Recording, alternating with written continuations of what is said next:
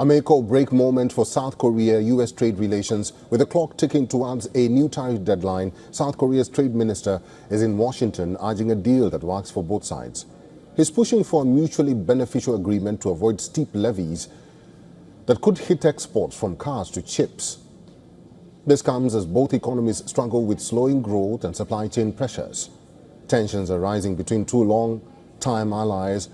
South Korea's new trade minister, Yo Han-koo, made his first trip to Washington this week. The goal is to prevent a 25% across-the-board tariff that could strike cars, batteries and semiconductors.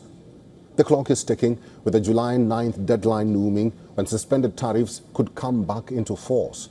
South Korea's new trade minister met U.S. Commerce Secretary Howard Lutnick, Trade Representative Jamieson Greer, Interior Secretary Doug Burgum, and members of Congress. And according to South Korean Trade Ministry's official statement, Seoul is pushing for what it calls a new framework for future cooperation. They want to turn the current crisis into an opportunity. Korea's Trade Ministry, in its statement, say the minister is seeking mutually beneficial outcomes through in-depth consultations.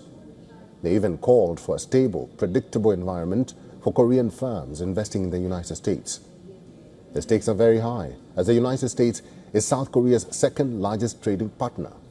The two countries exchanged nearly $195 billion, which is approximately 268 trillion won in goods and services in 2023.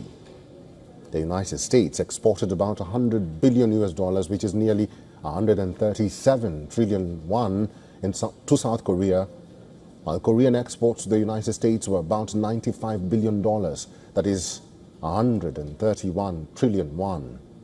The trade relationship is deeply interdependent. The U.S. buys South Korean cars, semiconductors, batteries and machinery. In return, South Korea is a major buyer of U.S. energy, agricultural products and services. Seoul fears that new tariffs would strike at the heart of this relationship. The Bank of Korea last month slashed its 2025 GDP growth forecast to just 0.8%, citing slowing domestic demand. Higher U.S. tariffs could exacerbate the slowdown. Trade Minister Yo has also raised concerns about U.S. export controls targeting technology transfers, especially to China. South Korea's tech industry worries it could get caught in the crossfire, disrupting supply chains for semiconductors and advanced manufacturing. U.S. Commerce Secretary Lutnick told Bloomberg that Washington is working to finalize trade deals with around 10 countries before the deadline. He said President Trump could extend the deadline if talks make progress, but as per Yonhap News, Seoul has not been informed of any extension yet.